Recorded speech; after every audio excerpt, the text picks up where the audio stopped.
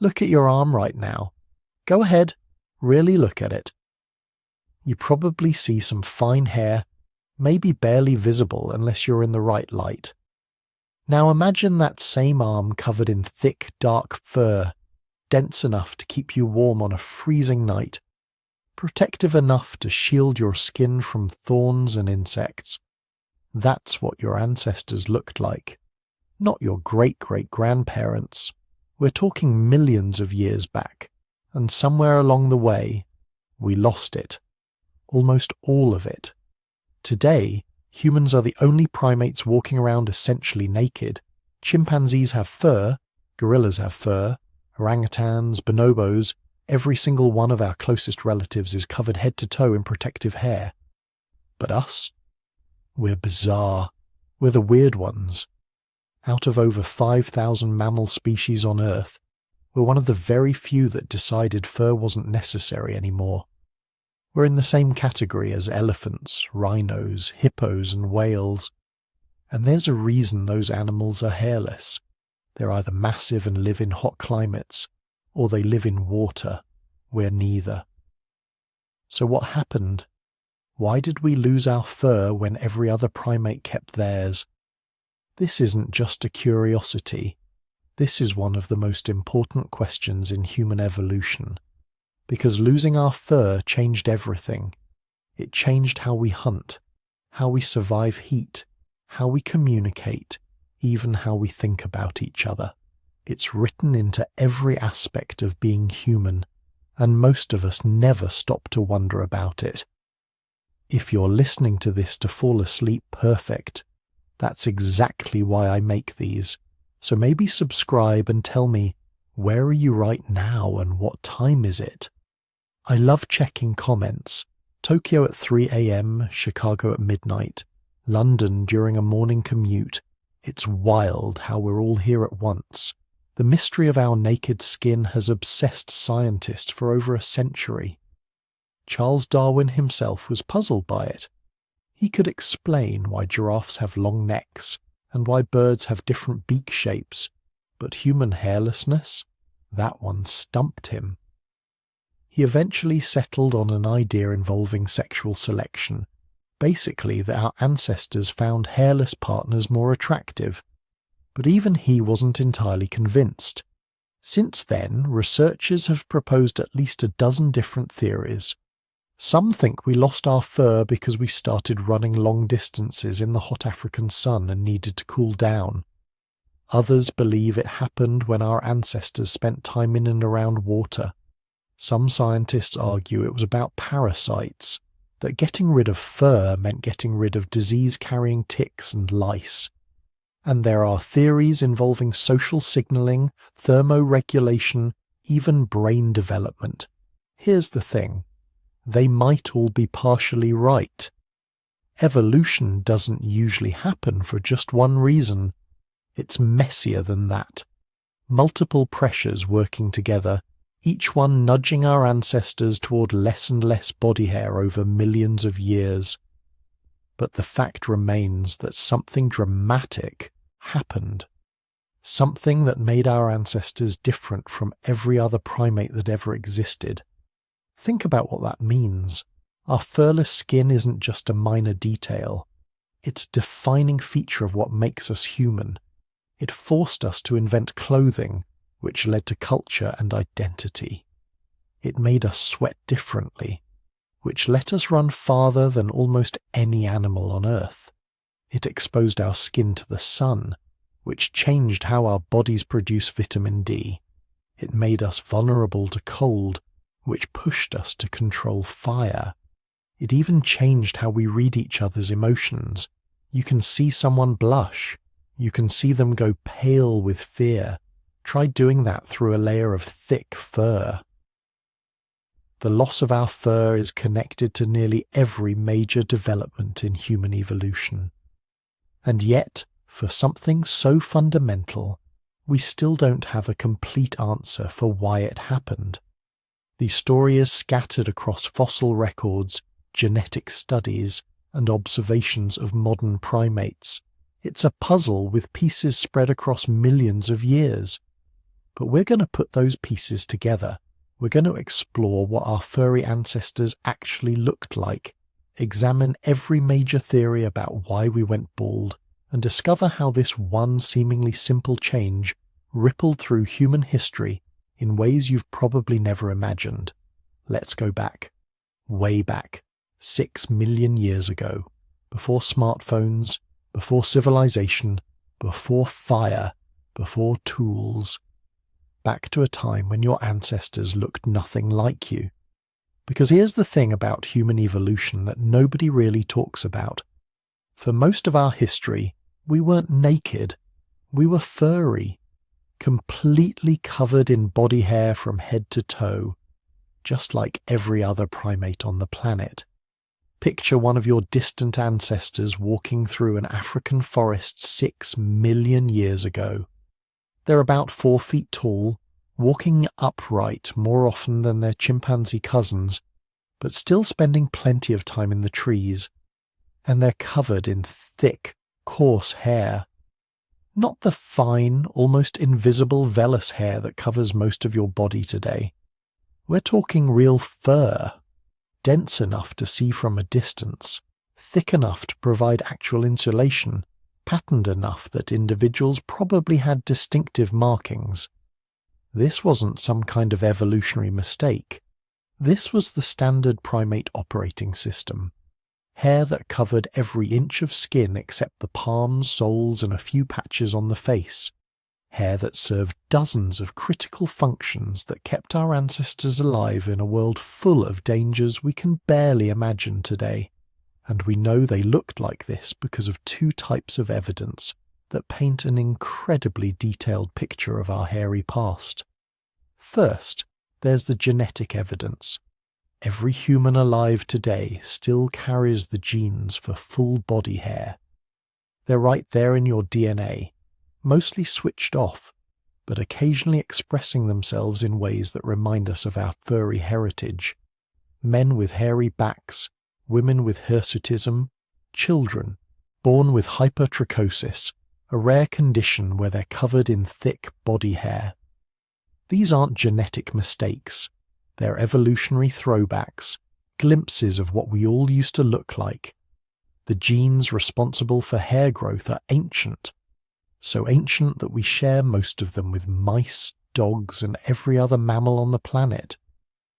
The specific variants that regulate human hair growth patterns diverge from our chimpanzee cousins around 6 to 7 million years ago.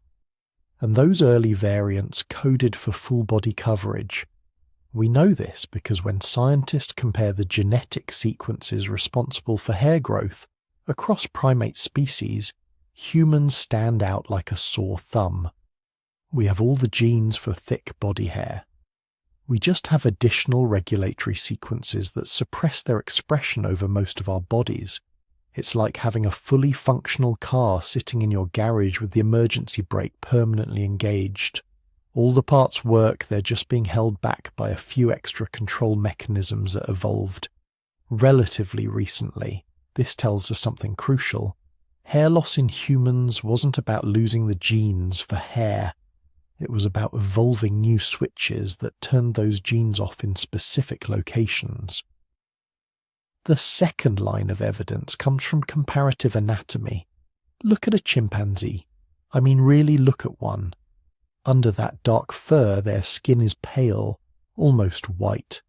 The hair isn't just decoration. It's protection from the sun, insulation against cold nights, a barrier against insects and parasites.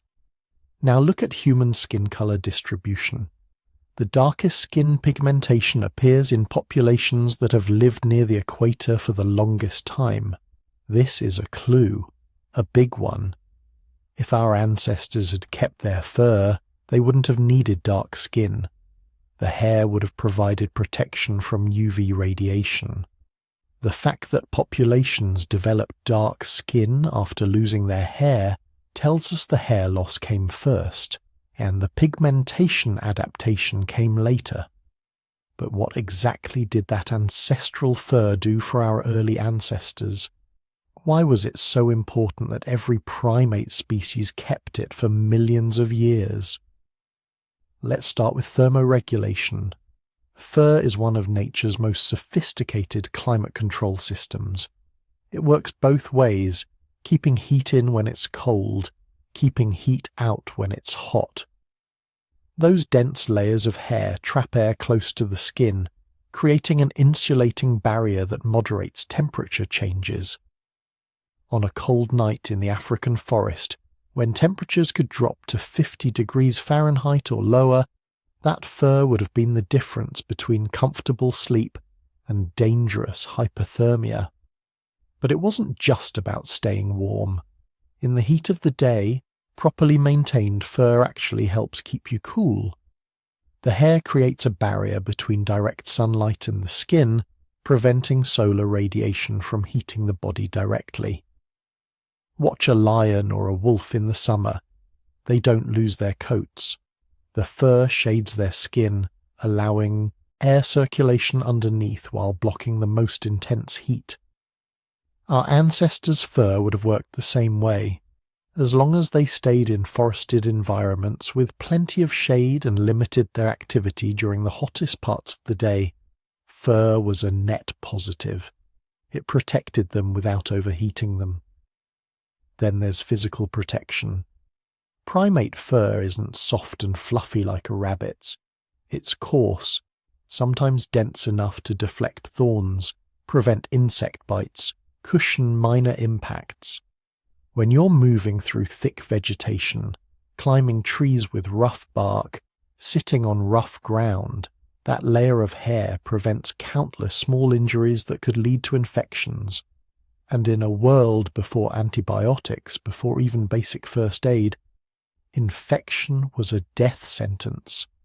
Anything that prevented wounds was selected for strongly. Parasites were another major concern. This seems counterintuitive.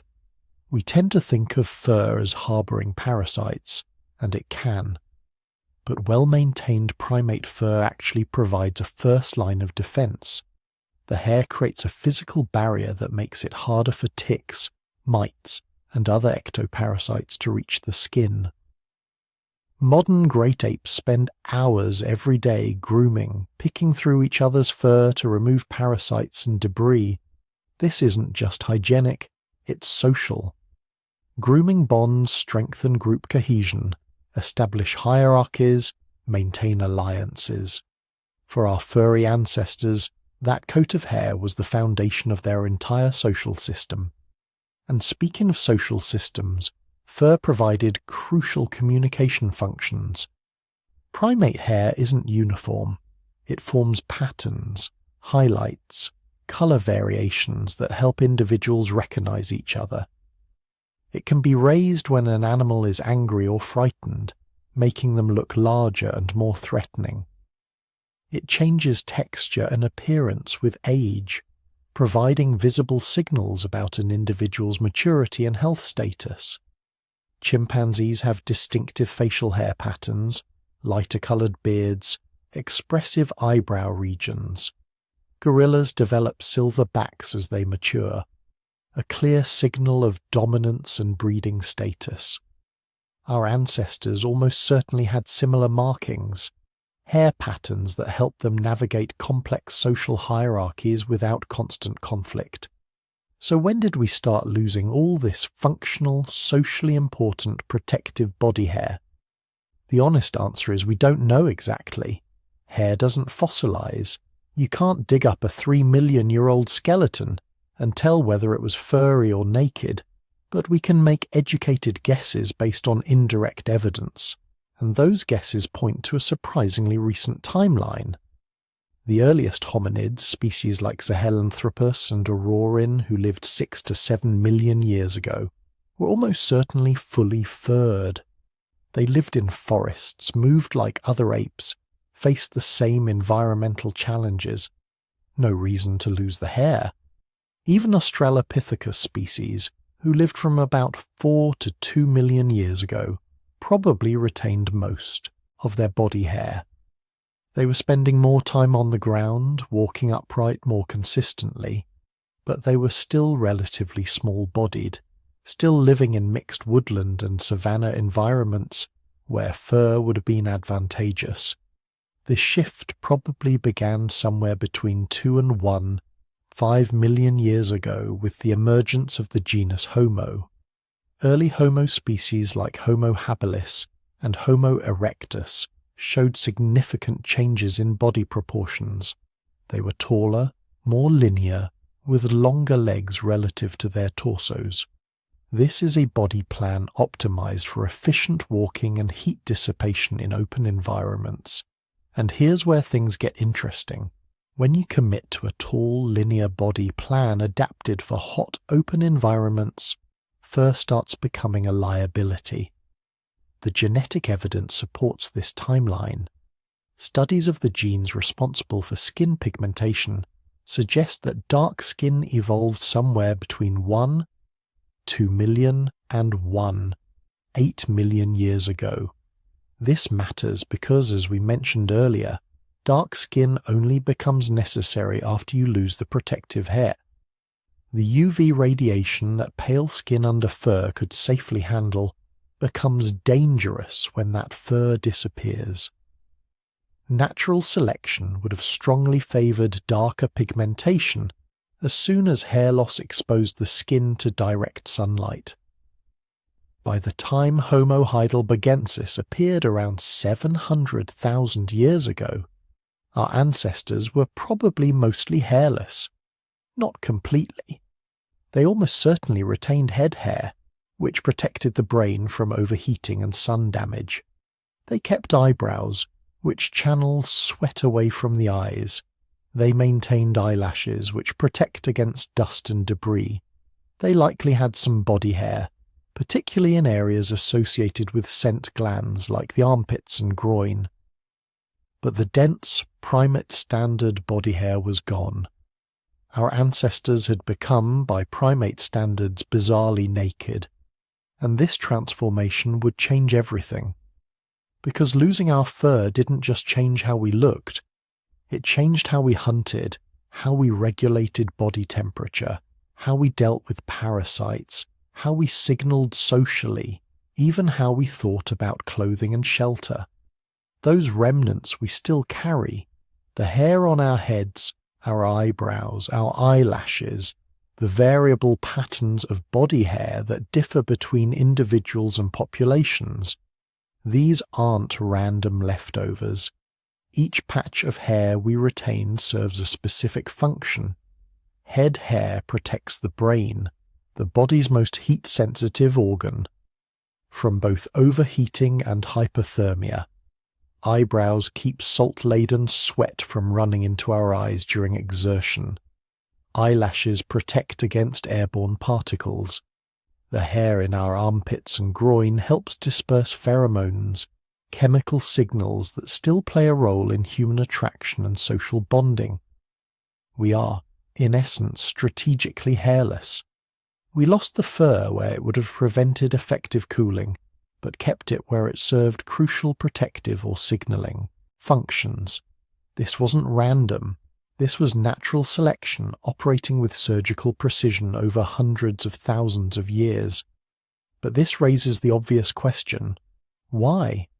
Why would evolution strip away a system that had worked perfectly for millions of years? What environmental pressure could have been strong enough to override all those advantages that fur provided? What changed in our ancestors' lives that made hairlessness, with all its apparent vulnerabilities, actually advantageous? That's what we need to explore next. The theories about why we lost our fur, and I promise you some of them are stranger than you might imagine. So now we come to the big question. When exactly did humans lose their fur? And more importantly, why? Because here's the thing about body hair, it's not just decoration. Every mammal on Earth has it for good reasons. It protects against sunburn, provides insulation, helps regulate temperature, and offers a barrier against parasites and injuries.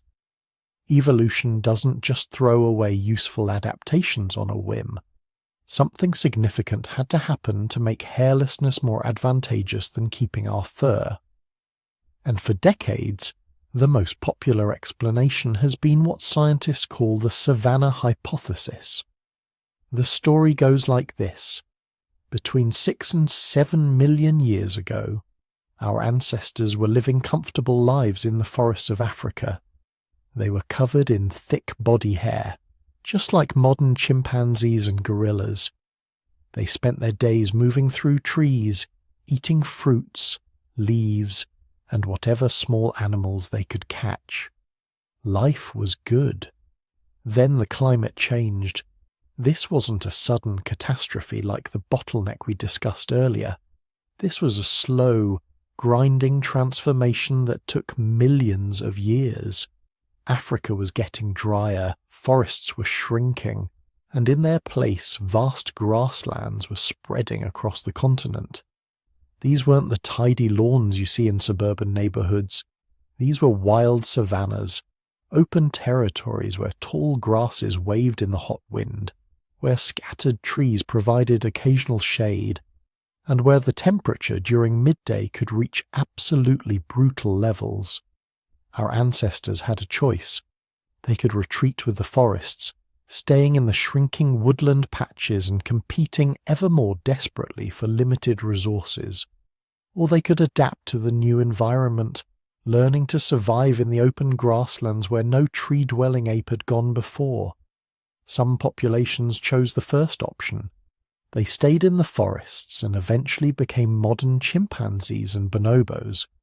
But one lineage, our lineage, took the risk. They moved out into the open, and this decision changed everything. The savanna wasn't like the forest. In the trees, you could move from one shady spot to another, rarely exposing yourself to direct sunlight for long periods. But out on the grasslands, there was nowhere to hide from the sun. If you wanted to find food, you had to walk for miles under brutal heat. If you wanted to hunt, you had to chase prey across open ground with no shade breaks. And here's where the problem with fur becomes obvious. Body hair is great insulation when you need to stay warm. But when you're exercising in 100-degree heat, it becomes a death trap. Fur traps heat close to your body, preventing it from dissipating into the air. Modern chimpanzees deal with this by avoiding midday activity. They rest in the shade during the hottest hours, only moving around during cooler morning and evening periods. But our ancestors couldn't afford that luxury, because around the same time they were moving into the savannas, they were developing something revolutionary: bipedalism, walking upright on two legs. This adaptation is usually explained in terms of efficiency. Walking on two legs uses less energy than knuckle walking on all fours, letting you cover more ground with less effort. But bipedalism had another crucial advantage that's often overlooked. It reduced sun exposure. When a chimpanzee walks on all fours, its entire back is exposed to direct overhead sunlight. That's a huge surface area absorbing solar radiation, but when you stand upright, only your head and shoulders get hit by the midday sun. Everything else is shielded by your own body. This reduces heat load by about 60%. That's enormous. But even with reduced sun exposure, the savanna was still brutally hot. And this is where hairlessness enters the picture. Our ancestors needed a better cooling system, and nature had already provided the solution: sweating. Now, lots of animals sweat, but most mammals only have sweat glands in limited locations, like their paws. And the sweat glands they do have are called apocrine glands, which produce thick, oily sweat that's great for scent communication, but pretty useless for cooling. Humans are different. We're covered in eccrine sweat glands, millions of them distributed across our entire body. These glands produce thin, watery sweat that evaporates quickly, carrying heat away from the skin with incredible efficiency. It's one of the most effective cooling systems in the animal kingdom, But here's the crucial detail. Eccrine sweat glands only work efficiently on bare skin. If you're covered in thick fur, the sweat gets trapped in the hair, where it just sits there being useless instead of evaporating and cooling you down. So the hypothesis goes like this. As our ancestors adapted to savanna life and developed bipedalism, natural selection began favouring individuals with less body hair and more eccrine sweat glands. These individuals could stay active during the hottest parts of the day. They could walk further to find food. They could hunt more effectively. Most importantly, they could practice what anthropologists call persistence hunting. This was the game changer. The hunting strategy that might have driven human evolution more than any other factor. Here's how it worked. You pick out a target animal, usually something like an antelope or a kudu. Then you just start jogging after it. Not sprinting, just a steady jog. The animal bolts, running at full speed until it's far ahead of you. But you keep jogging. Eventually you catch up again. The animal runs away again. You keep jogging. Over and over for hours, sometimes for an entire day. The animal is faster than you in short bursts. But it can't sweat effectively. It can only cool down by panting, which means it has to stop running to catch its breath. Meanwhile, you're cooling down continuously through evaporative sweating. You never have to stop. You can jog for hours without overheating. Eventually, the animal simply collapses from heat exhaustion. Its internal temperature rises to dangerous levels, its muscles stop working properly, and you walk up and kill it with a spear or a rock. It sounds brutal because it is, but it's also remarkably effective. Modern hunter-gatherers in the Kalahari Desert still practice persistence hunting, and they can bring down animals that would be impossible to catch any other way. And this hunting strategy only works if you're hairless and covered in eccrine sweat glands. With fur, you'd overheat and collapse long before your prey did. Without fur, you become the most dangerous long-distance predator on the planet. The paleoclimate evidence supports this scenario. Between 3 and 4 million years ago, we see a dramatic expansion of grasslands across East Africa. This matches perfectly with the fossil record showing our ancestors developing bipedalism and leaving the forests. By 2 million years ago, we have early Homo species that show clear adaptations for long-distance running, including changed leg proportions, modified foot architecture, and enlarged buttock muscles for stabilizing the trunk during running. These are the bodies of persistence hunters, and they would have needed hairlessness to make the strategy work. But there's more to the story. Hairlessness wasn't just about hunting. It was about surviving in a completely new environment where the old rules didn't apply. In the forest, overheating was rarely a problem. But dehydration was constant because water sources were scattered and unreliable. Our savanna-adapted ancestors needed to travel long distances between water holes, often carrying food or tools with them. This meant hours of walking in direct sunlight. Without an efficient cooling system, this would have been impossible. With hairlessness and eccrine sweating, it became routine. The genetic evidence adds another piece to the puzzle. Studies of skin pigmentation genes suggest that humans developed dark skin around 1.2 million years ago, right around the time we are losing most of our body hair. This makes perfect sense. Body hair protects against UV radiation. Once you lose that protection, you need something else to prevent skin damage and skin cancer. Dark skin, loaded with melanin pigment that absorbs and scatters UV rays, provided that protection. So the sequence probably went like this: savanna adaptation, then bipedalism, then gradual hair loss combined with increased sweating capacity, then darker skin pigmentation to protect newly exposed skin from sun damage. Each adaptation building on the previous ones, creating a complete package optimized for surviving in open, hot environments. But as compelling as the Savanna Hypothesis sounds, it's not without problems. The biggest criticism is that the timeline doesn't quite match up. We know our ancestors were bipedal by about 4 million years ago, but the most dramatic reduction in body hair probably didn't happen until much later, maybe 1 to 2 million years ago. That's a huge gap. If hairlessness was immediately advantageous for bipedal savanna living, why did it take millions of years to evolve? Some researchers suggest the early bipedal hominins might have retained their fur because they were still living partially in woodland environments, only moving into fully open savannas much later. Others think hairlessness might have evolved in stages, with different body regions losing hair at different times and for different reasons. Another problem is that not all populations living in hot, open environments are hairless. Aboriginal Australians lived in conditions very similar to the African savanna for tens of thousands of years, but they retained normal human body hair patterns. They didn't evolve to become more hairy just because the Savanna Hypothesis suggests hairlessness is optimal for those environments.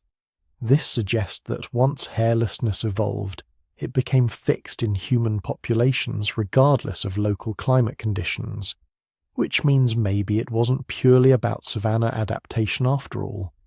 Then there's the question of persistence hunting itself.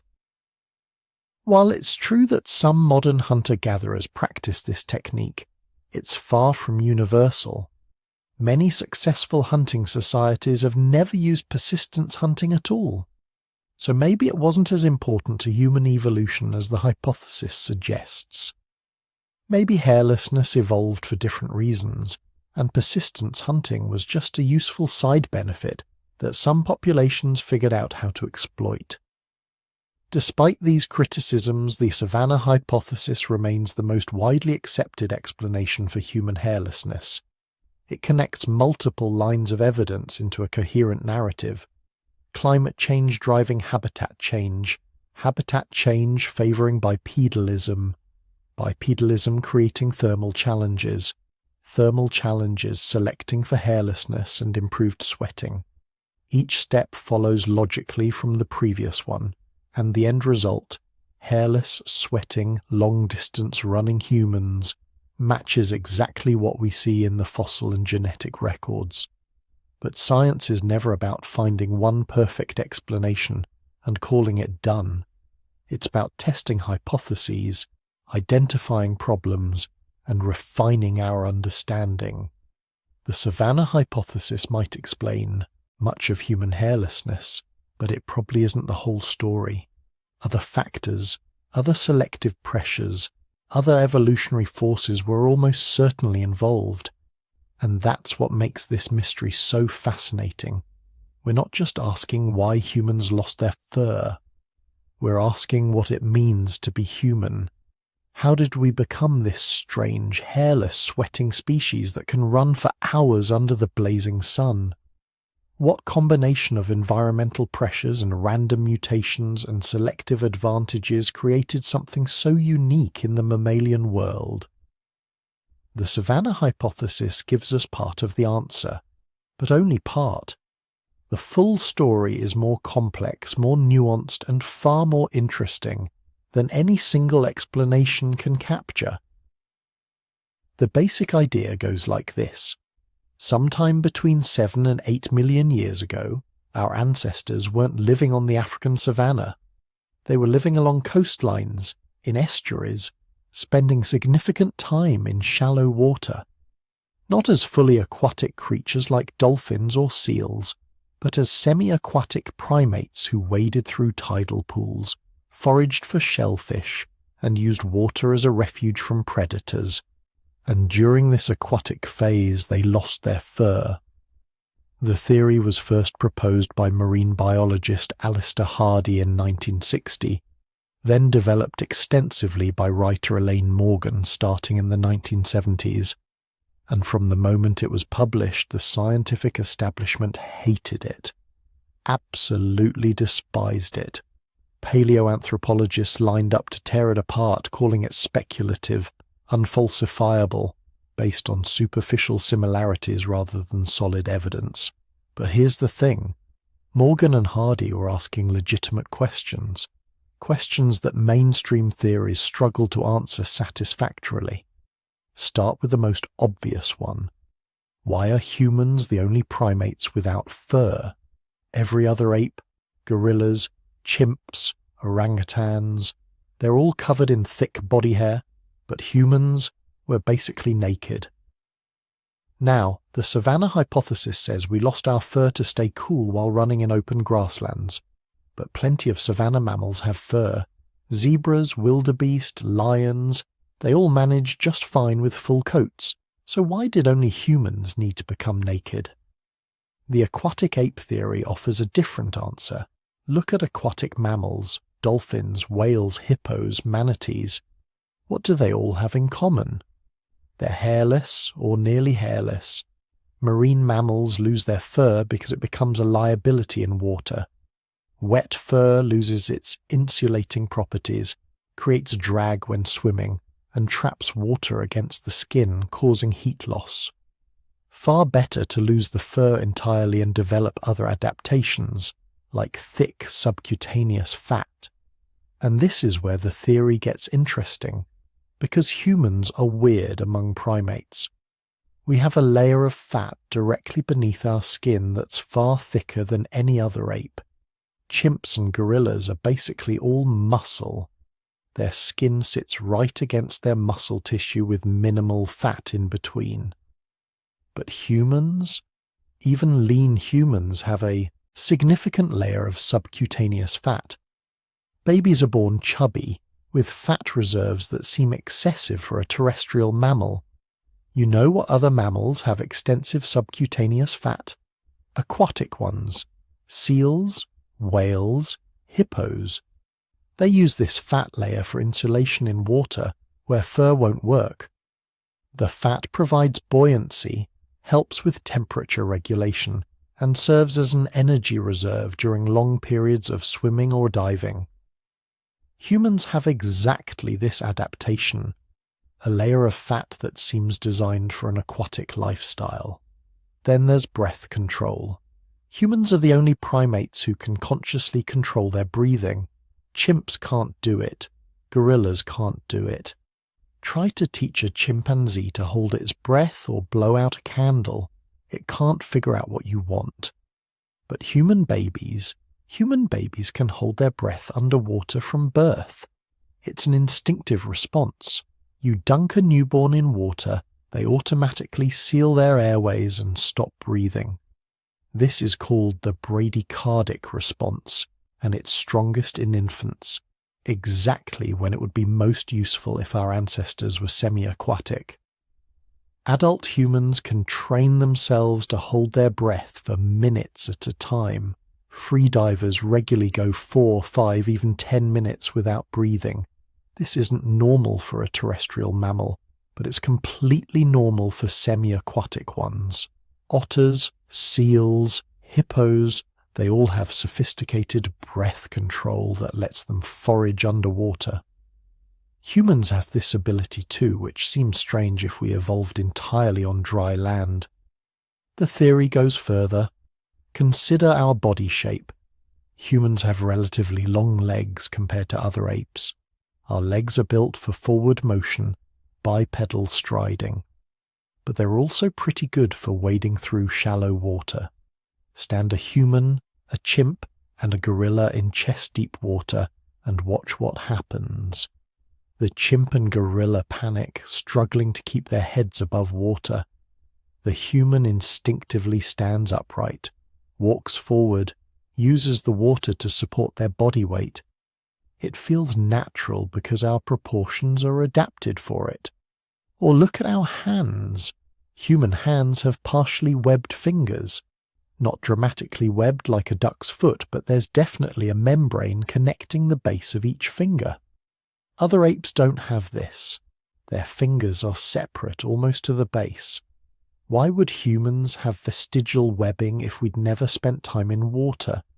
The theory even tries to explain human babies' relationship with water. Human infants are born helpless, unable to cling to their mothers the way other ape babies can. Put a newborn chimp on its mother's chest, it'll grab her fur and hold on. Put a newborn human on their mother's chest, they slide right off. We lack the gripping reflex that all other primates have. But human babies are natural swimmers. From birth, they can coordinate their limbs in a swimming motion, hold their breath underwater, and seem remarkably comfortable in aquatic environments, as if that's where we evolved to spend our earliest months. Morgan and Hardy even propose specific geographic locations for this aquatic phase. They suggested the East African Rift Valley during a period when it was flooded by lakes and inland seas, or the shores of the Mediterranean, where sea levels fluctuated dramatically, or coastal regions of Africa where early hominins might have exploited rich marine resources, places where our ancestors could have waded through shallow waters, diving for shellfish, catching fish in tidal pools, using the water as protection from terrestrial predators. The archaeological record does show that early humans exploited aquatic resources extensively. Shell middens, massive piles of discarded shellfish shells, appear at human sites going back hundreds of thousands of years. Coastal populations seem to have relied heavily on marine resources. Some researchers think the omega-3 fatty acids from seafood might have been crucial for brain development, providing the nutritional foundation for our large, metabolically expensive brains. But here's where the theory falls apart. Despite decades of searching, nobody's found the smoking gun. No fossils of semi-aquatic hominins with obvious aquatic adaptations, no skeletal features that clearly indicate diving or swimming, no deposits of human remains in ancient lake beds or coastal sites that would confirm prolonged aquatic living. The fossil record, sparse as it is, shows early humans in savanna environments, not aquatic ones. The mainstream scientific community has been brutal in its rejection of the aquatic ape theory. Paleoanthropologists point out that every supposed aquatic adaptation can be explained other ways. Hairlessness for thermoregulation on open grasslands, subcutaneous fat for energy storage during periods of food scarcity, breath control as a byproduct of speech development, bipedalism for efficient long-distance walking, not wading. Each individual piece of evidence crumbles under scrutiny. The theory also has a methodological problem. It cherry-picks similarities between humans and aquatic mammals, while ignoring all the ways we're different. We don't have flippers. We don't have streamlined body shapes. We don't have the massive lung capacity of diving mammals. We don't have salt glands for excreting excess salt from seawater. We don't have any of the dozens of specific adaptations that true aquatic mammals possess. The similarities are superficial, the kind of convergent evolution you'd expect from any mammal that spent time in water, not evidence of a dedicated aquatic phase lasting millions of years. Most damningly, the theory requires a massive gap in the fossil record. If humans spent millions of years as semi-aquatic creatures, where are the transitional fossils? Where are the proto-humans with intermediate adaptations? The fossil record isn't complete, but it's not that incomplete.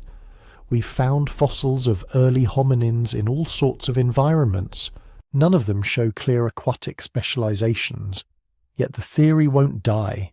It keeps coming back, keeps attracting supporters, keeps generating debate. Why? Because it explains certain things so elegantly.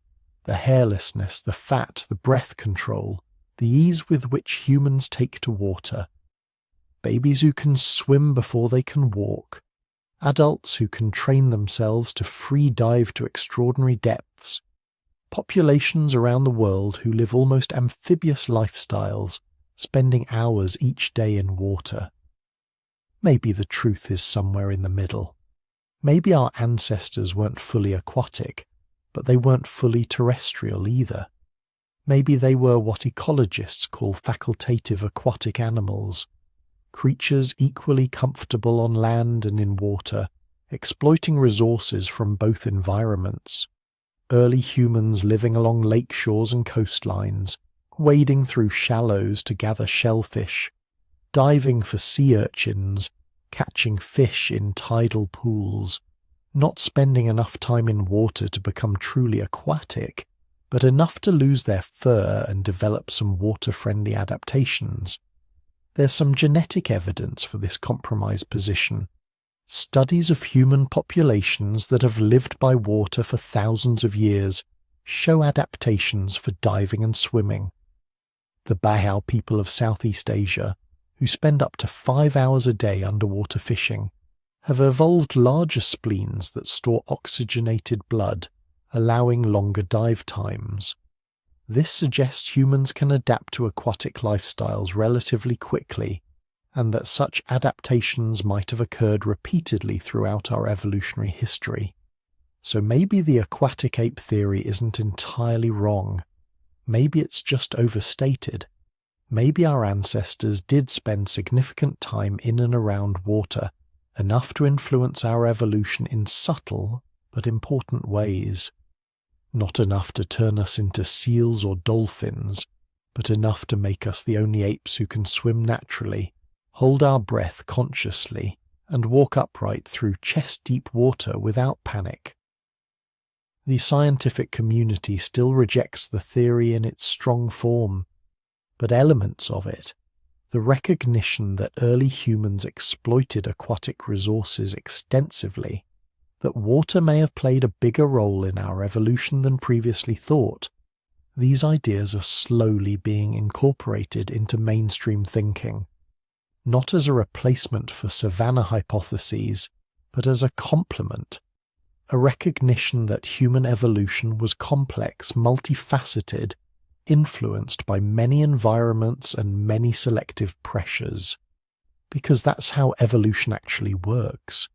Not through single dramatic adaptations, but through gradual accumulation of changes driven by complex environmental pressures. Maybe we didn't need to be fully aquatic to lose our fur. Maybe we just needed to spend enough time in water that hairlessness became advantageous. Combined with heat stress on savanna, combined with parasite pressure, combined with social signaling, combined with a dozen other factors we haven't even considered yet. Human hairlessness probably doesn't have a single simple explanation. It's the product of multiple evolutionary pressures working together over millions of years. The aquatic ape theory, controversial as it is, reminds us to look beyond the obvious answers, to consider all the environments our ancestors inhabited, all the challenges they faced, because the truth is always more complicated than any single theory can capture. But there's another possibility, one that's less romantic than running across sunlit savannas, less controversial than swimming in ancient lakes. It's grittier, more disturbing, and possibly more important than any other explanation for why we lost our fur. Parasites. Not the most pleasant topic for a bedtime story, but stay with me here. Because what lives in fur might have been the real driving force behind human hairlessness, and the evidence is written in the DNA of creatures so small you'd need a microscope to see them, yet so deadly they've killed more humans than all the wars in history combined. Let's start with something simple. You're a human ancestor living 2 million years ago. You're covered in fur, just like your chimp relatives. And that fur is home to an entire ecosystem of creatures that see you as their personal planet. Lice crawling through the thick hair on your scalp and body, laying eggs that hatch into more lice. Ticks burrowing into your skin wherever the fur is thick enough to hide them from your picking fingers. Fleas jumping from individual to individual whenever your group huddles together for warmth. Mites living in hair follicles, feeding on oils and dead skin. And these aren't just annoying, they're deadly. Because here's the thing about fur-dwelling parasites. They don't just make you itch, they carry diseases. Typhus, spread by body lice, has killed millions. Plague, carried by fleas, has wiped out entire civilizations. Lyme disease, delivered by ticks, can damage your heart, your nervous system, your joints. In tropical environments where your ancestors lived, the parasite load on furred mammals is staggering. Modern primates in equatorial Africa can carry dozens of different parasite species simultaneously, each one draining energy, transmitting pathogens, reducing the host's ability to survive and reproduce. Now imagine you're a member of an early human group trying to transition from forest living to open savanna environments. You're spending more time in the sun. You're walking upright through tall grasses where ticks wait to drop onto passing animals. You're starting to live in larger social groups, sleeping close together, which means parasites can spread faster than ever before. And you're developing the cognitive capacity to notice patterns, to observe that some individuals seem healthier than others, that some people are constantly scratching, clearly infested, while others have clearer skin. Natural selection is brutal in these situations. It doesn't care about your feelings or your comfort. It only cares about reproduction. And if parasites are reducing your health, making you weak, giving you fever, covering you in sores, you're less likely to survive long enough to have children. Even if you do survive, you're less attractive as a potential mate. This is where the hygiene hypothesis gets interesting. Some anthropologists argue that the loss of body hair wasn't primarily about cooling or swimming. It was about creating an environment where parasites couldn't thrive. Think about the difference between a furred surface and bare skin. Fur provides insulation, darkness, humidity, countless hiding places. It's the perfect habitat for lice, which need to stay attached to hair shafts to survive. It's ideal for ticks, which can burrow deep and feed for days without being detected. It's heaven for fleas, which can lay eggs in the thick undergrowth and jump between hosts easily. Bare skin, by contrast, is a hostile environment for parasites. No place to hide, no hair shafts to grip. Any tick or louse on bare skin is immediately visible and vulnerable to being picked off. The sun directly hits the skin, creating temperatures too high for many parasites to survive. Rain washes away eggs and larvae that would otherwise be protected by fur. The selection pressure would have been intense. Individuals with less body hair would have lower parasite loads. They'd be healthier, more energetic, better able to hunt and gather. They'd have fewer disease outbreaks. Crucially, they'd be more attractive to potential mates because visible health became easier to assess. This is sexual selection at its most pragmatic. You're not looking for the most colourful plumage or the most elaborate display. You're looking for clear skin, smooth, parasite-free skin that signals a healthy immune system and low disease risk. In environments where parasites are a major cause of death and disability, choosing a mate with visible evidence of parasite resistance could be the difference between your children surviving or dying young. The genetic evidence supports this timeline in fascinating ways. We know humans have 3 types of lice: head lice, which live in scalp hair; body lice, which live in clothing and only visit skin to feed; and pubic lice, which are actually more closely related to gorilla lice than to other human lice. The DNA of these lice species tells us when they diverge from each other, which gives us a timeline for when humans lost body hair and when we invented clothing. Body lice DNA suggests they split from head lice somewhere between 70,000 and 170,000 years ago. That's when body lice evolved to live in clothing rather than body hair, because there wasn't any body hair left to live in. This means humans had already lost most of their body hair by this point and had started wearing clothes regularly enough that lice could adapt to this new habitat. Head lice DNA is much older, suggesting they've been with us for millions of years, continuously living in our scalp hair. The fact that we kept head hair but lost body hair is actually strong evidence for the parasite hypothesis. Head hair could be groomed by other group members. Social grooming, where individuals pick through each other's hair removing parasites, is a major behavior in all primates. It's practical, it's bonding, and it works. But you can't effectively groom your own back, your own legs, your entire body surface. That fur was harboring parasites you couldn't reach.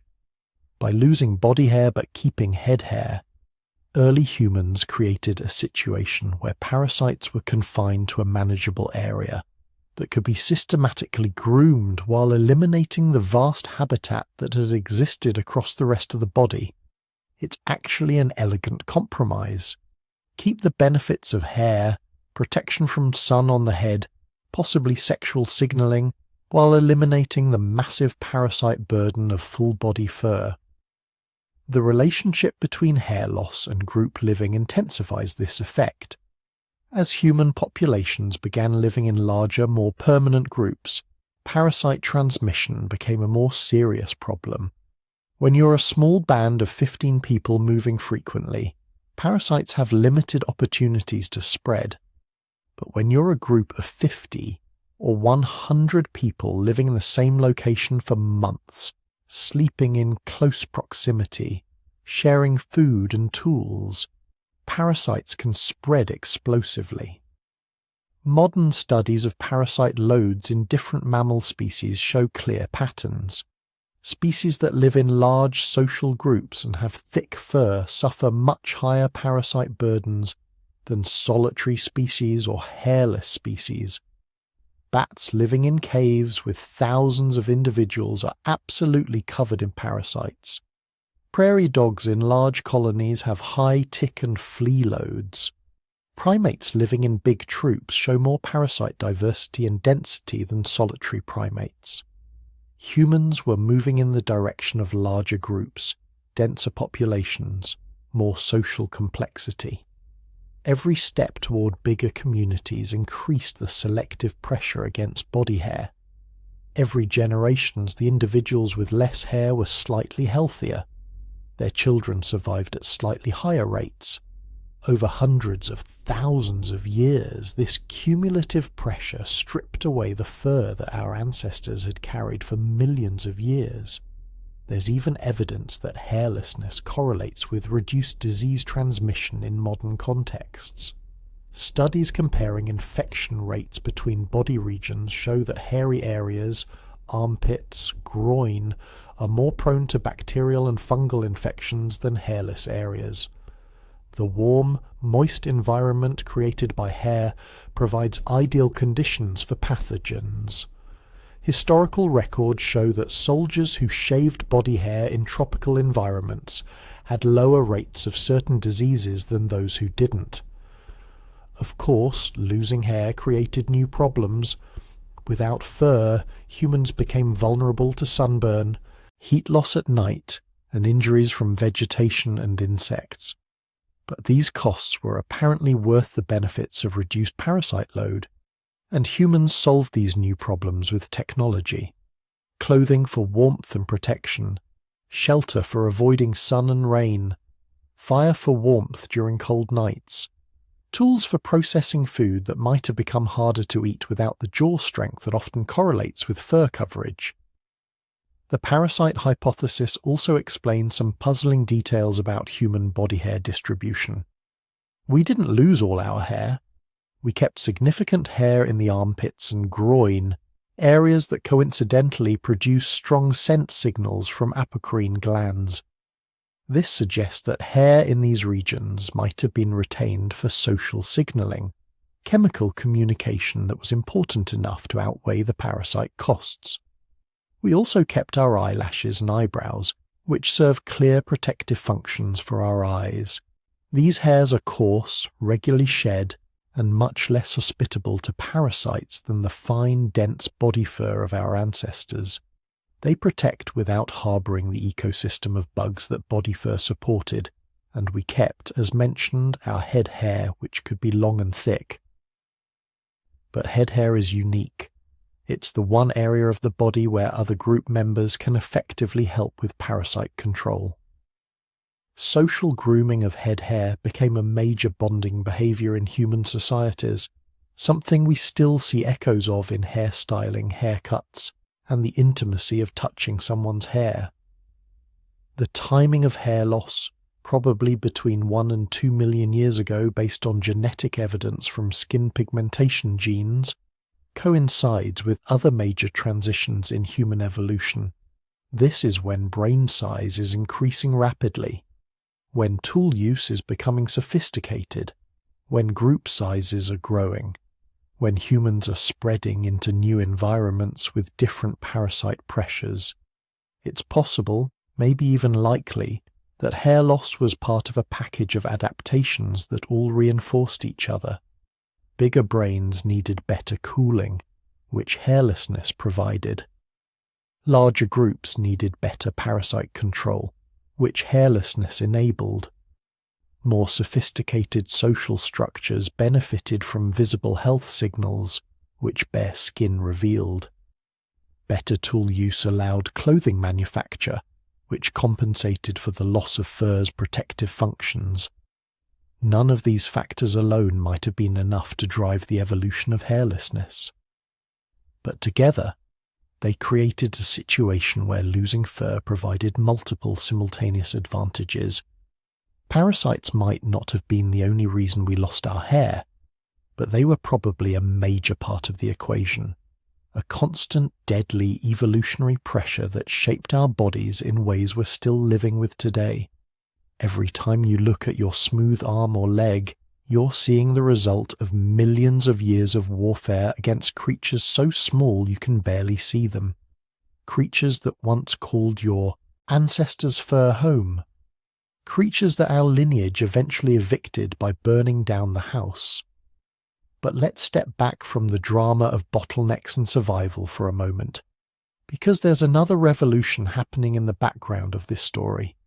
Something so fundamental to what makes us human that we barely notice it anymore. Something that's literally dripping off your body right now if you're doing anything more strenuous than lying perfectly still in an air-conditioned room. I'm talking about sweat. Here's the thing. You are covered, absolutely covered, in somewhere between 2 and 4 million specialized glands whose sole purpose is to produce salty water and squirt it onto your skin surface.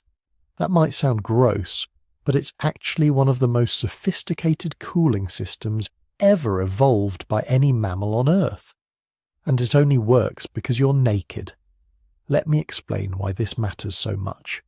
Every mammal faces the same fundamental problem.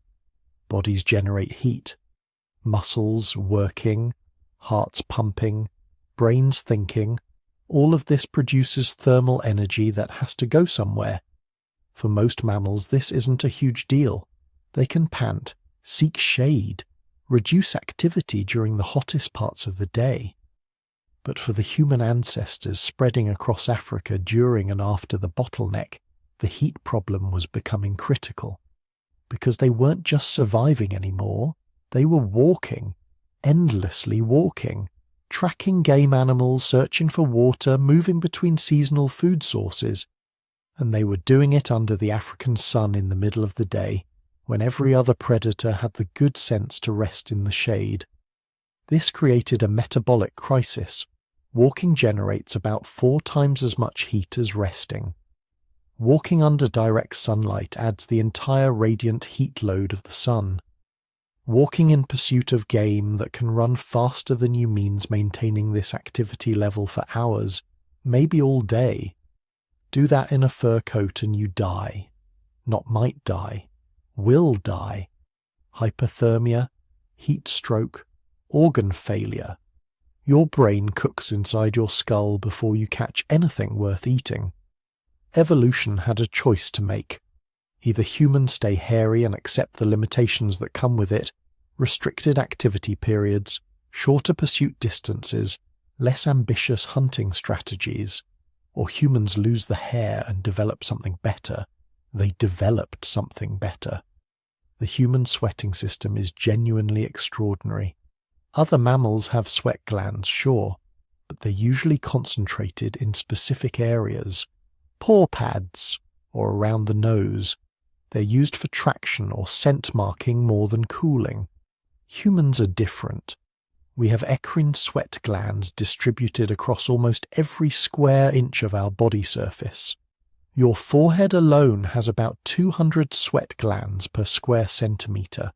Your back, your chest, your arms, your legs, all covered in these microscopic thermal management factories. And here's the really clever part. These glands don't just produce water. They produce a carefully calibrated mixture of water, salt, and other dissolved substances that's been optimized for evaporative cooling efficiency. When this sweat reaches your skin surface and evaporates, it removes heat. A lot of heat. Every gram of water that evaporates from your skin removes about 580 calories of thermal energy. Not food calories, thermal calories, but still, it's an enormous cooling effect. For this system to work, the sweat has to reach your skin surface and evaporate into the surrounding air. And here's where fur becomes a problem. Thick body hair creates a microclimate next to your skin, a layer of trapped air that's warm, humid, and relatively still. Sweat that evaporates in this microclimate doesn't cool you efficiently because the heat energy isn't being carried away. It just sits there, raising the humidity in your fur layer until evaporation slows to a crawl. You end up soaking wet and still overheating. Remove the fur, though, and everything changes.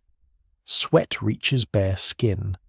Airflow across that skin carries away the evaporated moisture immediately. The cooling effect is dramatic. Studies show that naked humans can maintain comfortable body temperatures during exercise in conditions that would quickly incapacitate furred mammals of similar size. This wasn't just convenient. This was transformative. Because suddenly your ancestors could hunt in ways that were impossible for almost any other predator. They developed what anthropologists call persistence hunting. You find a herd of antelope. You start walking toward them at a steady pace. They run away, obviously. They're much faster than you, but they're covered in fur. They can sprint, but they can't cool down while moving. After a few minutes, they have to stop and pant, standing in whatever shade they can find, trying to bring their body temperature back down. While they're stopped, you keep walking. You don't run, you just walk. Steady, relentless, hour after hour. The antelope see you coming and run again. Stop again to cool down. Run again. And you just keep walking. Your eccrine sweat glands are pumping out moisture. Your bare skin is evaporating it efficiently. Your body temperature stays stable. After 6, 8, maybe 12 hours of this, the antelope collapses. Its cooling system has failed. It's in heat stroke, unable to run anymore, and you walk up and kill it with your spear. This sounds almost like science fiction, but it's not. Modern persistence hunters in the Kalahari Desert still use these techniques. They can run down kudu, one of the fastest antelopes in Africa, in the middle of the day, in temperatures that would kill most predators. They do it because they're naked and they can sweat. But evolution doesn't give gifts without costs. The same hair loss that made this incredible cooling system possible created new vulnerabilities. Fur isn't just insulation against cold, it's also protection against sunlight. The African sun at midday delivers about 1,000 watts of radiant energy per square meter. That's like standing under 10 100-watt light bulbs. except these light bulbs include ultraviolet radiation that damages DNA and causes skin cancer. Hairy mammals don't worry much about this. Their fur absorbs and reflects most of the UV before it reaches the skin. Naked humans, though, they needed a different solution. They developed dark skin. Melanin, the pigment that gives skin its color, is nature's sunscreen. It absorbs UV radiation before it can damage the DNA in skin cells. The more melanin you have, the darker your skin, and the better protected you are from solar radiation. This is why all early humans had dark skin. Not some of them, all of them. Every human living in Africa during and after the bottleneck would have had skin as dark as the darkest modern Africans. This wasn't a racial characteristic. It was a survival requirement. Lose your fur in equatorial Africa without developing dark skin, and you're selecting yourself out of the gene pool fast. Skin cancer, yes, but also acute sunburn damage that interferes with that crucial sweating function. Natural selection wouldn't tolerate that. So the package evolved together. Less body hair, more sweat glands, darker skin, each adaptation reinforcing the others, creating a thermal management system that had never existed before in mammalian evolution. And this system had another unexpected benefit. It helped solve one of the biggest challenges facing human evolution, the brain problem. Your brain is an energy hog. 3 pounds of tissue consuming about 20% of your body's total energy budget. But energy consumption means heat production. Your brain generates about 15 watts of thermal energy continuously, just from thinking, remembering, processing sensory information. That's like having a small light bulb burning inside your skull 24/7. Most mammals keep their brain temperatures slightly lower than their core body temperature. They use specialized blood vessel structures in the nasal passages to cool blood before it reaches the brain. It works fine for brains that are using modest amounts of energy. But the human lineage was evolving larger and larger brains. More neurons, more connections, more metabolic activity, more heat. At some point, the standard mammalian brain cooling system wasn't going to be enough. The sweating revolution solved this. With efficient whole-body cooling, humans could maintain stable core temperatures even during intense physical activity. This meant the brain never experienced the dangerous temperature spikes that would occur in furred animals during similar exertion. The brain could grow larger, consume more energy, generate more heat, because the body's cooling system could handle it. Some researchers think this created a positive feedback loop. Better body cooling allowed larger brains.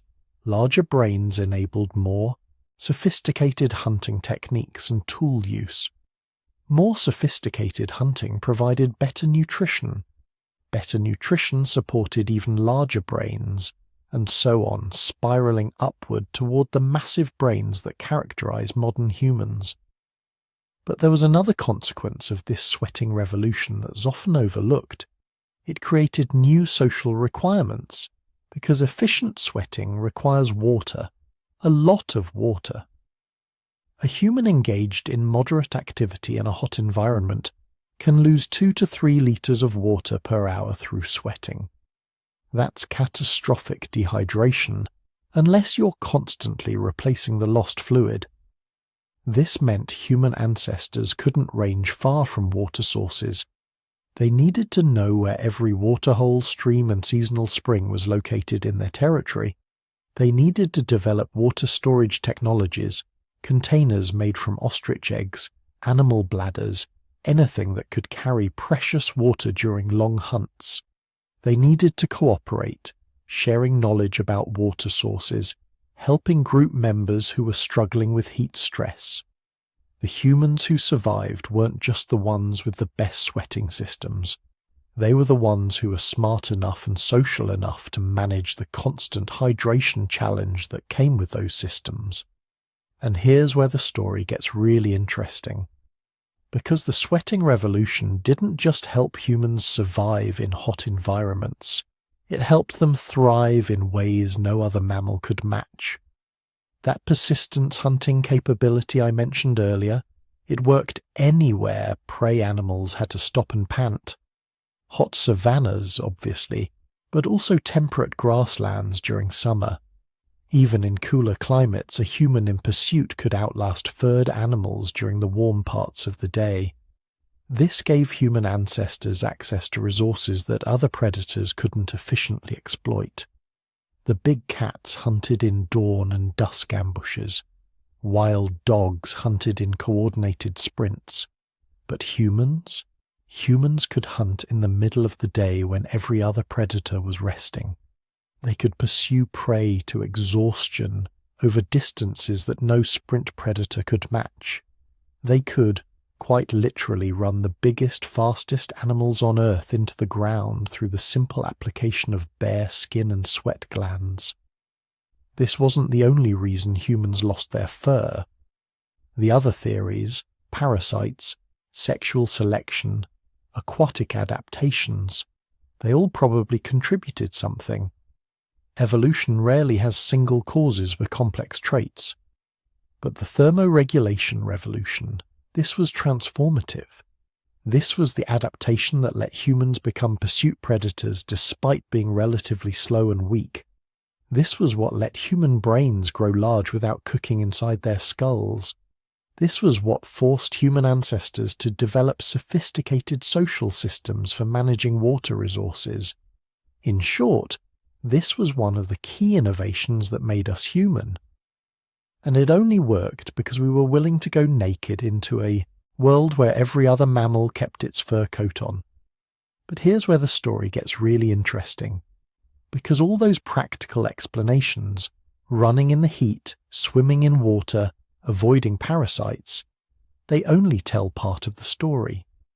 There's another force at work in human evolution, one that's often overlooked but potentially just as powerful as any environmental pressure: sexual selection.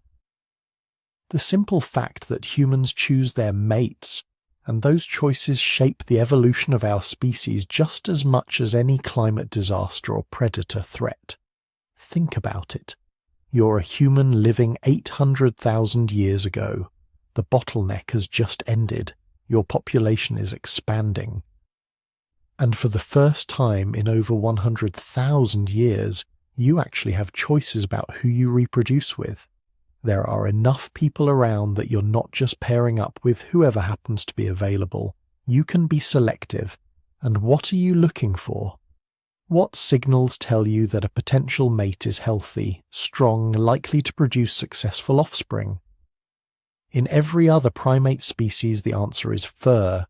A thick, glossy coat indicates good health and proper nutrition. Parasites, disease, stress, they all show up in the quality of an animal's fur. Baboons, chimps, gorillas, they all judge potential mates partly by the condition of their coats. But humans, we took the opposite path. We made the absence of fur the signal itself. Because here's the thing about naked skin. It's honest. You can't fake it. You can't hide anything. Every blemish, every scar, every sign of disease or injury, it's all right there on display. Fur is forgiving. It covers imperfections, hides problems. But smooth, exposed skin, it's a billboard advertising your genetic quality to anyone who looks. Think about what visible skin reveals. Parasites, you can see them immediately, or at least see the marks they leave. No wondering if that potential mate is carrying a load of ticks and lice under their fur. Diseases? Most of them show up on the skin before anywhere else. Rashes, lesions, discoloration. They're all immediately visible. Nutritional status? Healthy skin glows. Malnourished skin looks dull, flaky, aged. Scars tell stories about past injuries and how well they healed. Even age itself becomes impossible to hide. In a species where every individual matters, where losing even one person to disease or injury could threaten the survival of the entire group, being able to assess health status at a glance would be incredibly valuable. And what better way to advertise your own health than to have nothing to hide? This is sexual selection in action. If early humans began preferring mates with less body hair because it allowed better assessment of health, then individuals born with genes for reduced hairiness would have reproductive advantages. They'd have more offspring. Those offspring would inherit the reduced hairiness genes. Over hundreds of thousands of years, the preference and the trait would reinforce each other, driving human body hair toward extinction. But notice what didn't disappear: head hair, facial hair in males, pubic and underarm hair. These patches remained, even flourished, while body hair vanished. Why? Because they served different signaling purposes. Head hair is perhaps the most obvious. It remained thick and long enough to become one of the most distinctive features of human appearance. And it makes sense. Head hair can be styled, displayed, used as a signal of individual identity and group membership. Every human culture that's ever been studied pays attention to hairstyles. They use them to signal age, status, availability, cultural affiliation. Head hair became a canvas for social signaling precisely because the rest of the body was bare. And here's something remarkable. Human head hair is unique among primates. It keeps growing indefinitely. Chimp hair grows to a certain length and stops. Same with gorillas and every other ape. But human hair, it just keeps going. Some individuals can grow hair down to their waist or beyond if they never cut it. This suggests strong selection for long-head hair, probably because it was so useful for signaling. Facial hair in males tells a similar story. In most human populations, males develop thick beards during puberty. This is a testosterone-dependent trait, meaning it honestly signals male hormonal status. Females generally don't develop beards, creating a clear visual distinction between sexes. In a species that walks upright and faces each other constantly, this sexual dimorphism becomes an important social signal. Pubic and underarm hair appeared during puberty, providing a clear signal of sexual maturity. In the small groups where humans lived, being able to tell at a glance who was an adult and who was still a child would have been socially important.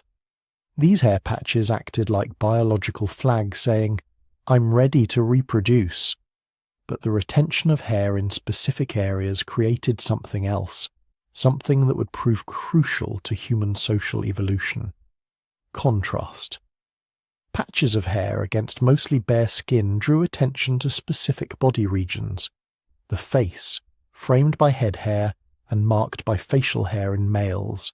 The groin, highlighted by pubic hair. These became focal points for social and sexual attention. And this is where hairlessness really changed everything about how humans communicate. Because exposed facial skin allowed for something no other mammal could do to the same degree. Nuanced facial expressions. Think about trying to read the emotions of a chimp or a dog. You can do it, but it's difficult. Their faces are covered with fur that obscures fine muscle movements. But human faces, we can detect micro-expressions lasting fractions of a second. We can distinguish dozens of different emotional states just by looking at someone's face. Happiness, sadness, fear, anger, disgust, surprise, contempt, and countless subtle variations and combinations of these basic emotions. This is only possible because our faces are bare. Every tiny movement of the muscles around the eyes, mouth, and forehead is visible. We evolved one of the most complex systems of facial communication in the animal kingdom, and it required naked skin to work. The same applies to blushing. This uniquely human trait only works because our facial skin is exposed and relatively translucent. When we experience certain emotions, embarrassment, shame, attraction, blood rushes to the face, causing visible reddening. It's an involuntary signal that we can't fake or suppress, an honest advertisement of our emotional state. No other primate blushes, or if they do, you can't see it through their fur. But humans? We broadcast our internal states on our faces for everyone to see. This created a kind of emotional transparency that would have been incredibly valuable in the small, tight-knit groups where humans lived. You could tell at a glance if someone was lying, uncomfortable, attracted to you, or feeling guilty. This made cooperation easier and deception harder. The archaeological evidence supports this interpretation. As human populations expanded after the bottleneck, we see increasing evidence of complex social behaviors that would require sophisticated communication.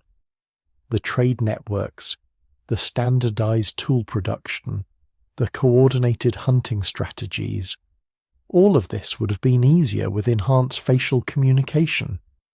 But sexual selection for hairlessness had another consequence, one that would become increasingly important as humans spread across the planet. It exposed our skin to environmental variation. And skin, unlike fur, responds quickly to different selective pressures. When humans were confined to Africa, skin color variation was probably limited.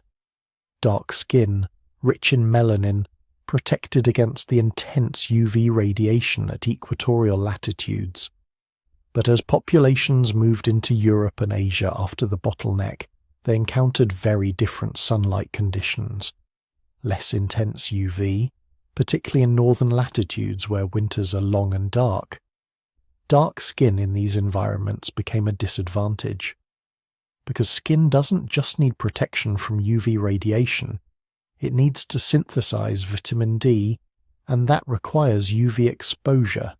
Too much melanin in low UV environments meant vitamin D deficiency, which causes rickets, weakened bones, and reduced reproductive success. So natural selection lightened skin in northern populations. Not all at once, but gradually over thousands of generations. By the time modern humans reached Europe around 40,000 years ago, some populations had probably already begun evolving lighter skin tones, and the process accelerated as they moved further north. This created the remarkable diversity of human skin colors we see today. From the darkest brown in equatorial populations to the palest cream in northern Europeans and Northeast Asians. All of it became possible because we lost our fur and exposed our skin to direct selection. But here's what's fascinating. Even as skin color diversified, preferences for certain skin qualities remained universal. Every human culture ever studied values smooth, clear, even-toned skin. Regardless of whether that skin is dark or light, the preference for unblemished skin appears to be a human universal. This suggests the original selective pressure that drove hairlessness, the value of being able to assess health through visible skin, remained important even as populations adapted to different environments. Different cultures developed different preferences for other aspects of appearance. Body proportions, facial features, even the amount of retained body hair considered attractive varied enormously.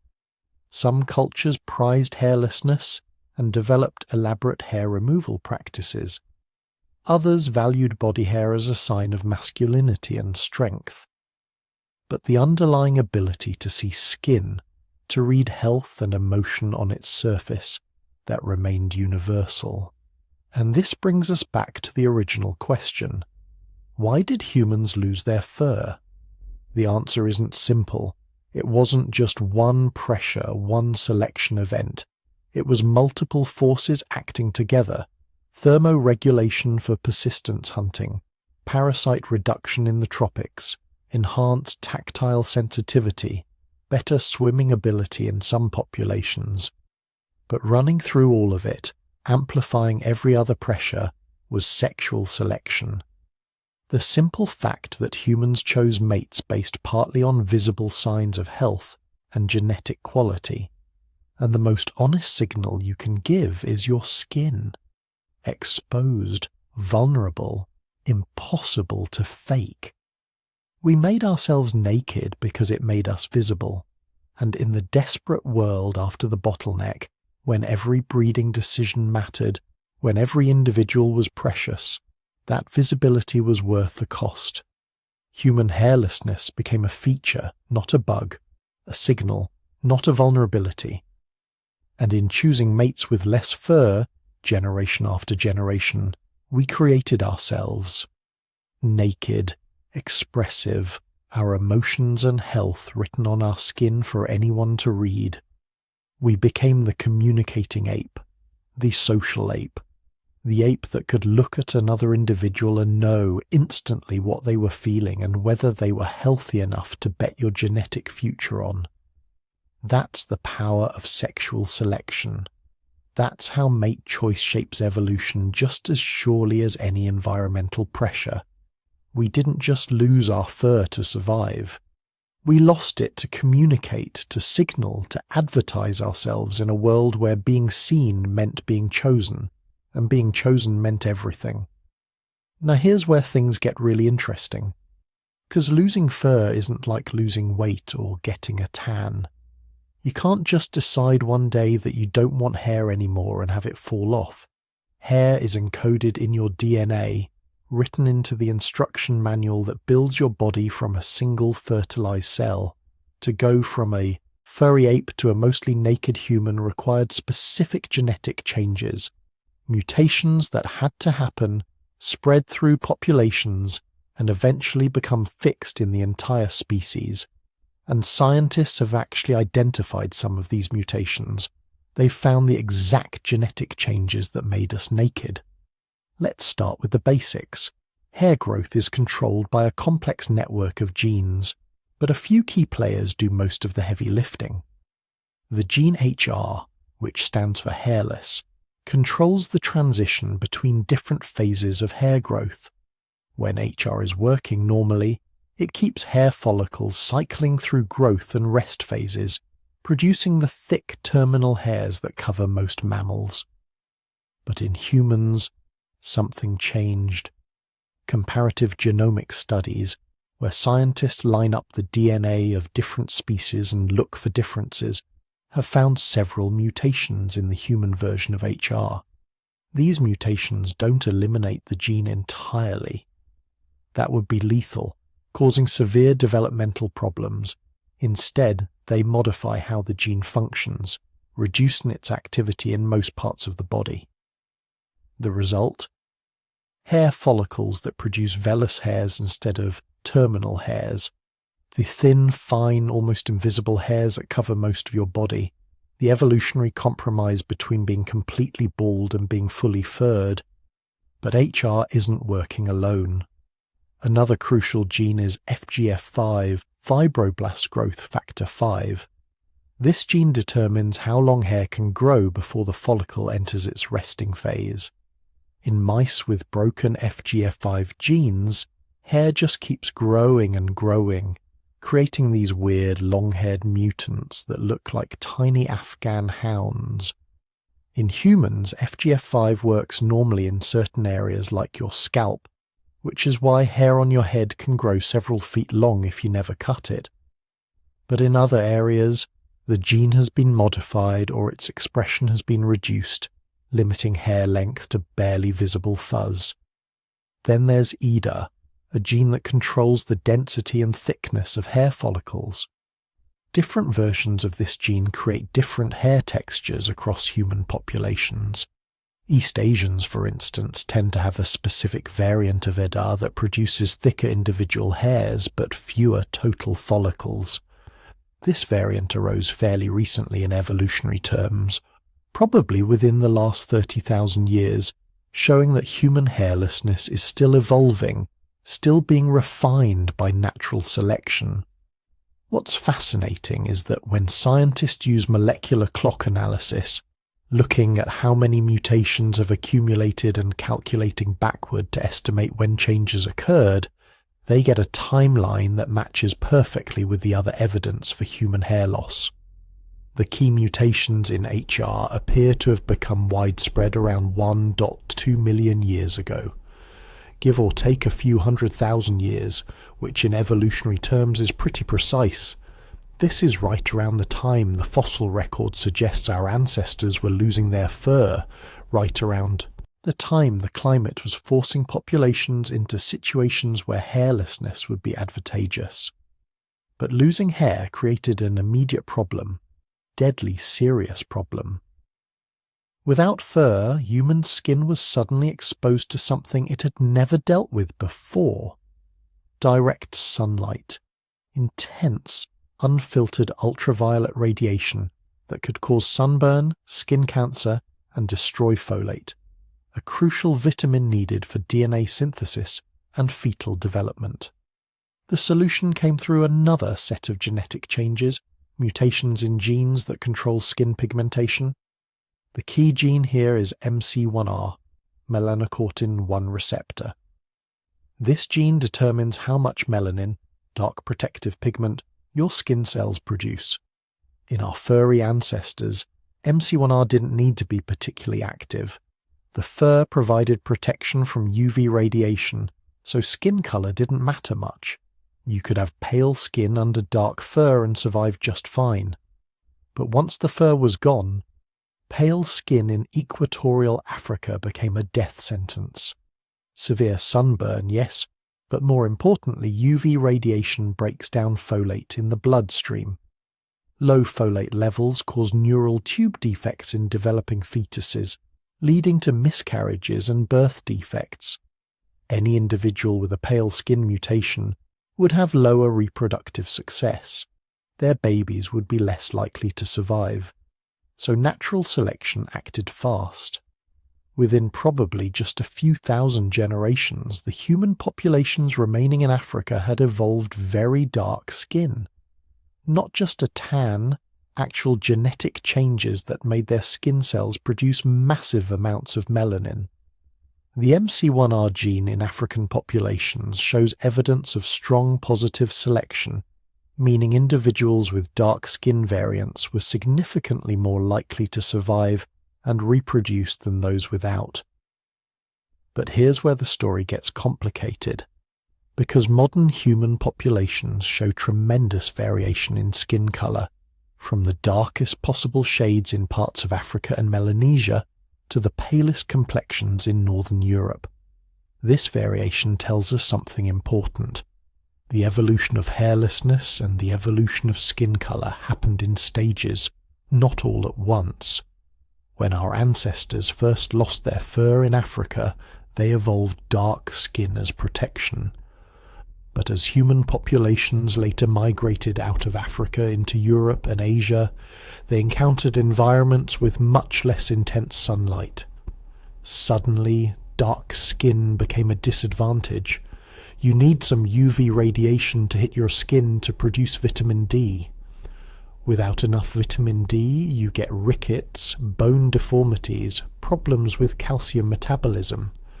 In the low-light conditions of Northern Europe and Northern Asia, especially during long winters, dark skin blocked too much UV radiation.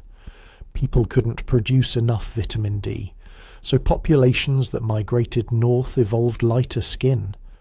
The MC1R gene shows different mutations in European populations compared to African ones, mutations that reduce melanin production.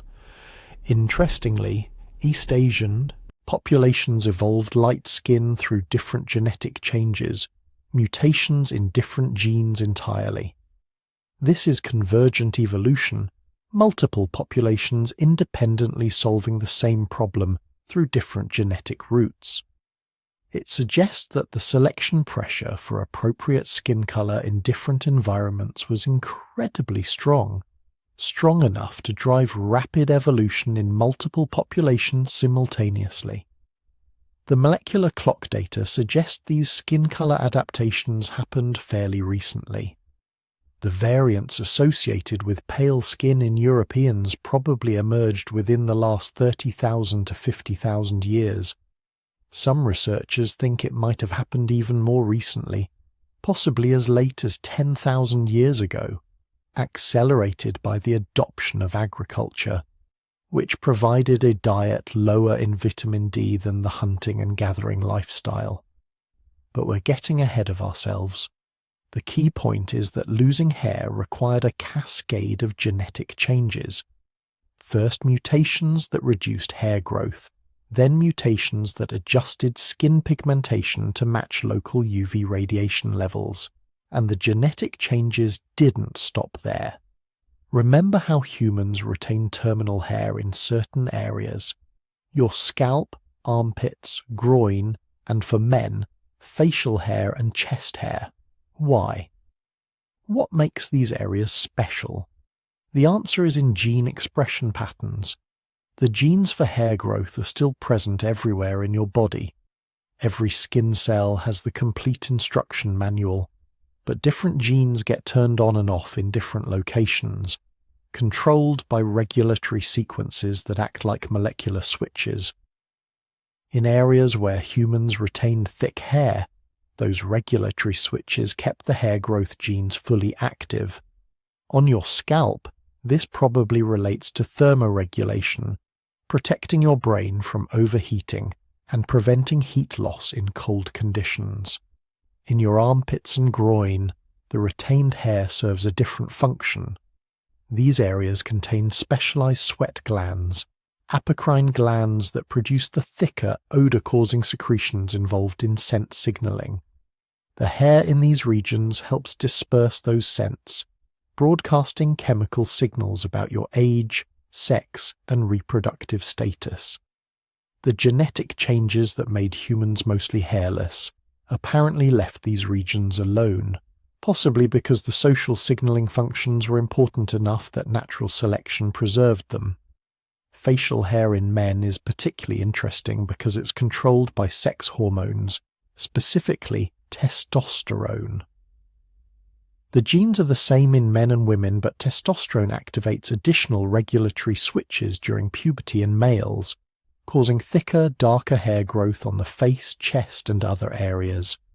This suggests that facial hair evolved as a sexually selected trait, possibly as a signal of male maturity and dominance.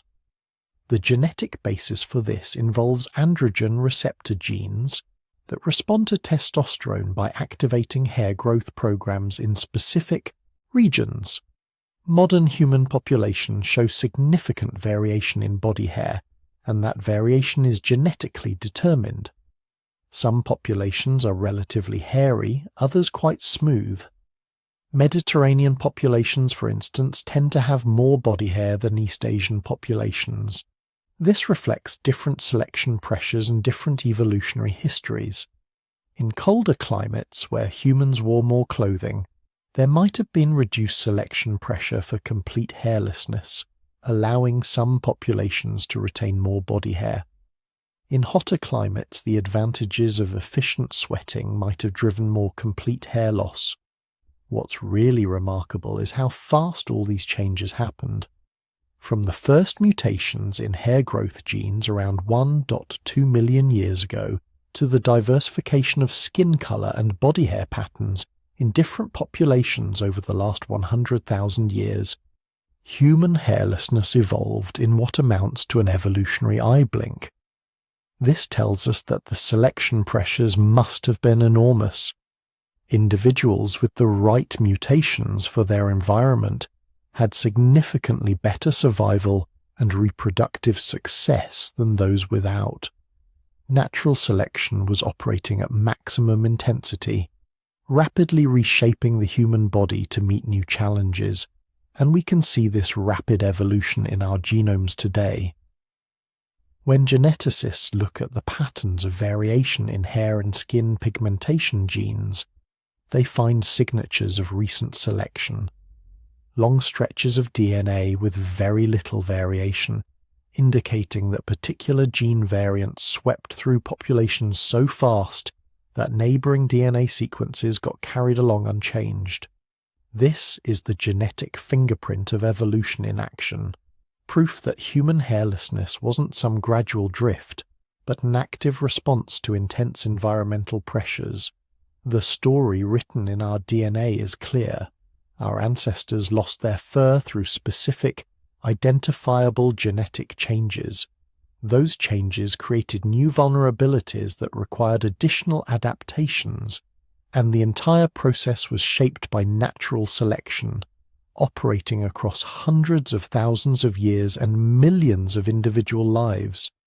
Every human alive today carries these mutations, these evolutionary scars from our species' long journey, from furry ape to naked ape. We are quite literally the descendants of the ones who survived being naked when being naked was dangerous. But genetic changes alone don't tell the whole story, because losing our fur had consequences that went far beyond just genetics. It changed how we lived, where we could live, and what we needed to do to survive. Consequences and adaptations, how humans lost their fur. Here's what most people don't realize about losing our fur. It wasn't just a cosmetic change. It fundamentally transformed what it meant to be human. Because once your ancestors shed that protective coat of hair, they became vulnerable in ways no other primate had ever experienced. And vulnerability, it turns out, is one hell of a catalyst for innovation. Think about it.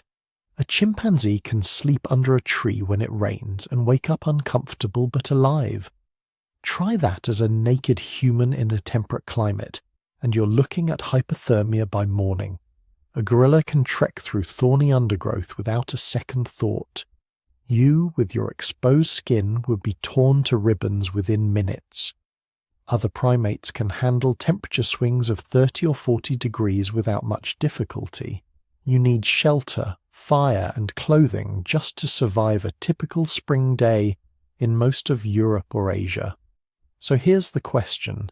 If being naked made us so vulnerable, how did we become the most successful large mammal on the planet? How did these hairless, fragile creatures not just survive but dominate every terrestrial ecosystem, from the Arctic to the Sahara? The answer is that our nakedness forced us to become inventors, not just tool users. Lots of animals use tools, but systematic, creative, problem-solving inventors who could adapt to any environment through technology and culture, rather than waiting millions of years for biological evolution to do the work. Let's start with clothing, because that's the first and most obvious consequence of hairlessness. Lose your fur coat and you need a replacement. The archaeological evidence for early clothing is frustratingly sparse, because organic materials like leather and plant fibers don't preserve well. But we can date the invention of clothing through a surprising source. Lice. There are 3 types of lice that parasitize humans: head lice, which live in scalp hair; pubic lice, which live in coarser body hair; and body lice, which live in clothing. Genetic analysis of body lice shows they diverged from head lice somewhere between 83,000 and 170,000 years ago. That's when body lice evolved as a distinct species, and they could only do that once humans started wearing clothing regularly enough for the lice to specialize in that ecological niche. So by around 100,000 years ago, your ancestors were wearing clothes. Not occasionally, not just for special occasions, but regularly enough that parasites evolved to exploit this new habitat. This represents a cognitive revolution. Making clothing isn't like picking up a stick to probe for termites. You have to imagine the finished product before you start. You have to understand abstract concepts like cutting, joining, and fitting. You need to develop entirely new technologies, scraping hides, processing plant fibers, creating needles and thread, inventing ways to tie or stitch materials together. More importantly, you have to teach these skills to your children. clothing manufacture became one of the first truly complex technologies that required generational knowledge transfer. A young chimpanzee can learn to use a termite stick by watching mum a few times. Learning to make a fitted garment from animal hides requires years of instruction and practice. This created selection pressure for teaching ability and learning capacity. Individuals who were better at acquiring and transmitting complex skills had survival advantages. Their children were more likely to survive cold nights. Their groups were more likely to thrive in challenging environments. Over thousands of generations, this refined human cognitive abilities in ways that set us apart from every other species. But clothing was just the beginning. Because here's the thing about being a naked ape in a world that regularly drops below freezing. Clothing helps, but it's not enough. You need fire, not just for cooking. Lots of animals can eat raw food. Not just for protection, though that's useful. You need fire to literally stay alive through the night in most of the world's temperate and cold zones. Early humans had been using fire opportunistically for maybe 1 million years. Lightning strikes, natural wildfires, these could be exploited for warmth and cooking. But hairlessness created pressure to control fire systematically, to make it on demand, maintain it through wet conditions, transport it from place to place, and teach others how to manage it safely. Archaeological sites from around 400,000 years ago show evidence of systematic fire use. Hearths that were maintained over long periods, careful placement of fires inside caves and rock shelters, strategic use of different woods for different purposes. This represents another technological leap. Fire management requires planning, knowledge of materials, understanding of combustion and air flow. It's chemistry and engineering without the formal concepts. More than that, fire created new social dynamics. A fire needs tending. Someone has to gather fuel, maintain the flames, make sure it doesn't spread dangerously. This creates opportunities for labor specialization. While some group members hunt or gather, others maintain the fire. While some sleep, others keep watch and feed the flames. Fire also changes when and where humans can socialize. Before controlled fire, your ancestors would have been like other primates, active during daylight, resting at night in trees or protected locations. Fire extended the day. It created a focal point for evening gatherings.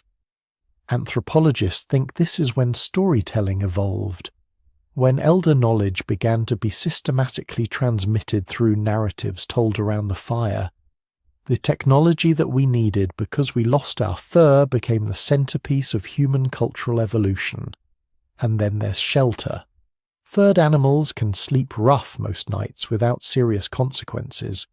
Naked humans cannot. We need protection from elements that other primates shrug off. This forced our ancestors to become builders and architects. Early shelters were probably simple. Caves and rock overhangs, natural protection that required minimal modification. But caves aren't everywhere, and they're often occupied by other large predators who aren't interested in sharing, so humans learn to build. The earliest constructed shelters date back at least 400,000 years.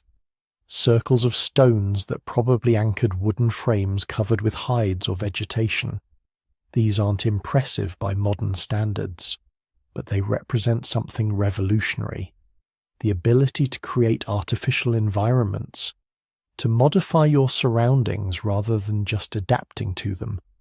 This skill set would eventually let humans colonize literally every land environment on Earth. The Arctic, where winter temperatures drop to -40 and darkness lasts for months. The tropical rainforests where constant moisture and biting insects make life miserable for any large mammal. The deserts, where daytime heat can kill in hours and nights get cold enough to freeze. No other large mammal lives in all these environments. Polar bears stay in the Arctic. Jaguars stick to the tropics. Camels avoid the poles. But humans, fragile, hairless, vulnerable humans, we're everywhere. Not because we biologically adapted to each environment, that would take millions of years, but because we culturally adapted. We invented parkas and igloos for the Arctic, breathable clothing and raised dwellings for the tropics, desert robes and water storage for arid regions. Our nakedness, which should have been a fatal weakness, became our greatest strength, because it forced us to develop the cognitive and cultural tools to adapt to anything. But the consequences went beyond just technology. Hairlessness changed our social dynamics in profound ways. Because when you're naked, you're visible. Every scar tells a story. Every injury is apparent. Physical condition, age, health status, these become immediately obvious in ways they aren't for furred animals. This created new opportunities for social signaling. Body decoration emerged as a way to communicate identity and status. Ochre and other pigments show up in archaeological sites from at least 100,000 years ago. Not for camouflage or practical purposes, but for adornment.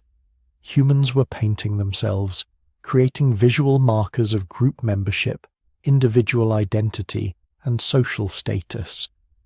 The same is true for scarification and tattooing, which show up in the archaeological record through preserved skin and artistic representations. These aren't just decorations, they're information systems, ways of encoding social meaning onto the visible canvas of naked skin. Modern humans continue this tradition in wildly diverse ways. Every culture has developed elaborate practices around body hair maintenance. Some remove it almost entirely. Others cultivate specific styles. Some see hairlessness as attractive. Others view it as childish or weak. There's no universal standard because the meanings we assign to body hair are entirely cultural, not biological. What's fascinating is that humans are the only species that deliberately modifies its hair for social and aesthetic reasons. No other animal spends time styling, cutting, dyeing, or removing its fur. This behavior only makes sense in a species that's already mostly hairless, where the remaining hair has become a canvas for cultural expression rather than serving primarily functional purposes, and we're not done evolving.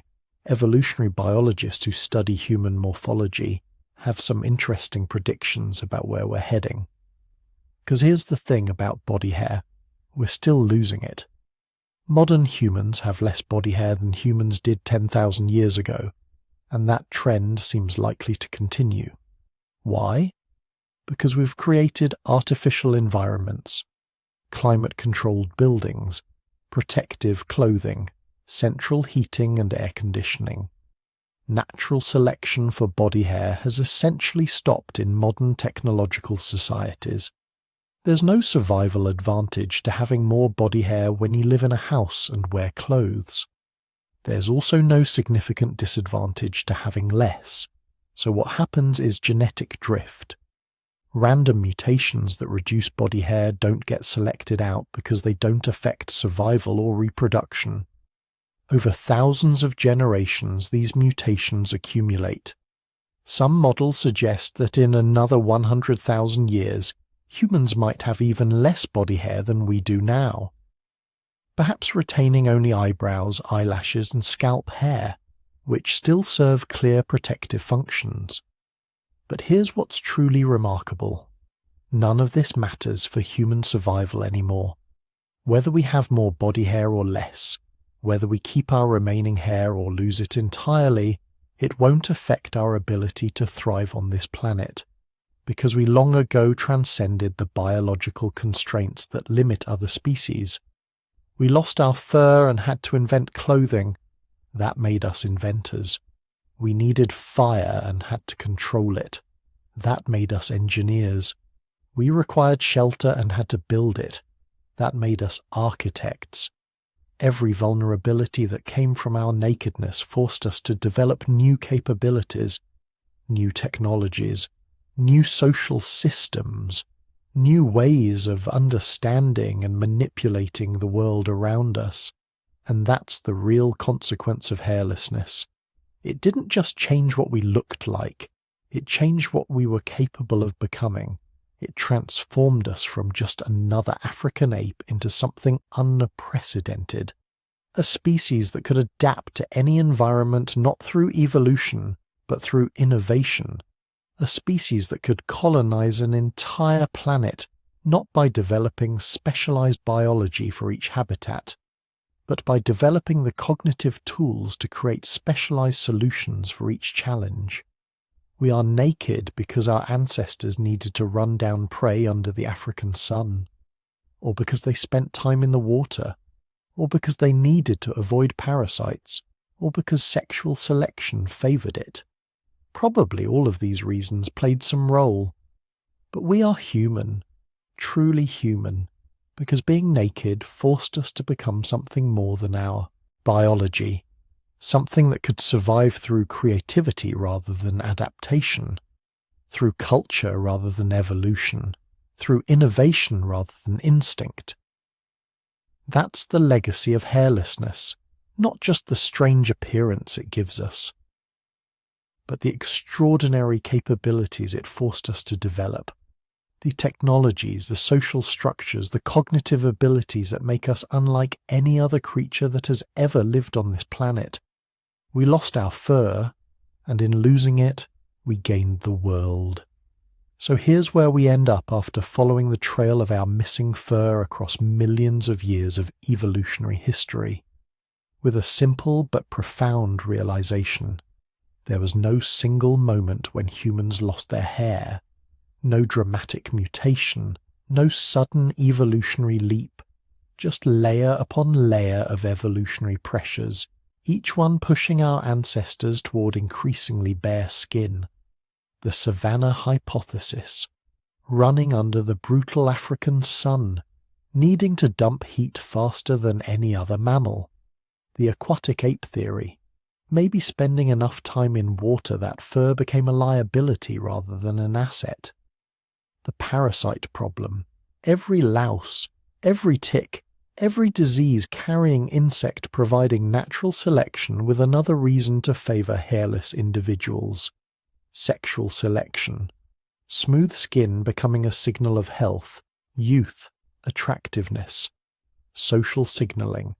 The ability to blush, to show emotion through our exposed faces, creating deeper bonds and more sophisticated communication.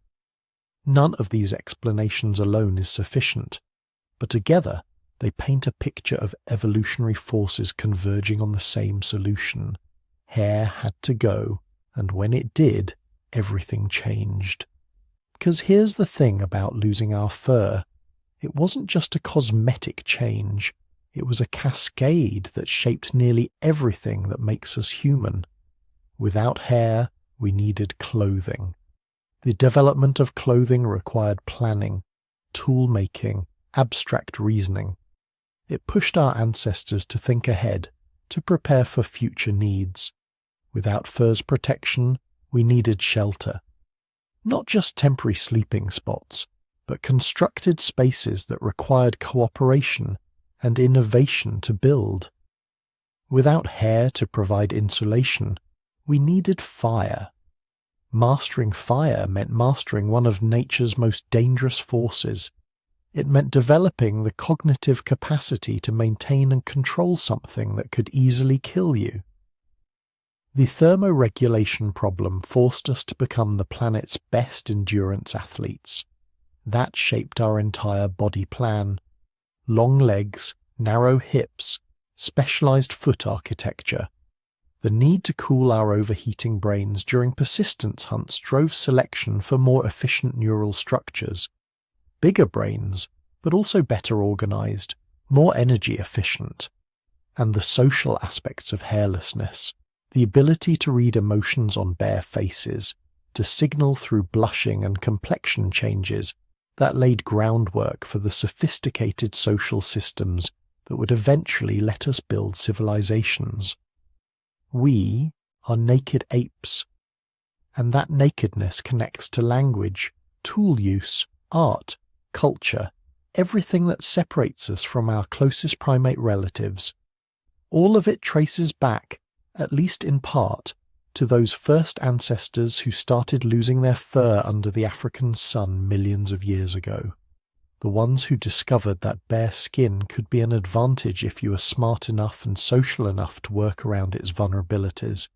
Your ancestors were those individuals, the ones who survived despite being naked and vulnerable, who turned a potential weakness into humanity's greatest strength, who learned to dominate every environment on Earth despite having none of the natural armor, fur, claws, or fangs that other apex predators relied on. They did it with intelligence, cooperation, and the evolutionary adaptations that came from being furless primates trying to survive in a dangerous world. Every time you sweat through a workout, you're using the cooling system that hair loss made possible. Every time you bundle up against the cold, you're compensating for the insulation your ancestors lost. Every time you read emotion on someone's face, you're using the communication advantages that bearskin provided. We are the descendants of the naked apes, and that nakedness made us human. So if you're still listening, if this journey through evolutionary history has given you a new appreciation for your own hairless skin, let me know in the comments where you're listening from. And if you want more deep dives into the evolutionary quirks that made us who we are, hit that subscribe button. Because understanding our past, understanding why we look the way we do and how we got here, that's not just academic curiosity, that's understanding ourselves. The naked truth about human evolution is that we're all carrying the legacy of every evolutionary pressure, every environmental challenge, every genetic quirk that shaped our ancestors over millions of years. And somehow, against all odds, they survived long enough to become us.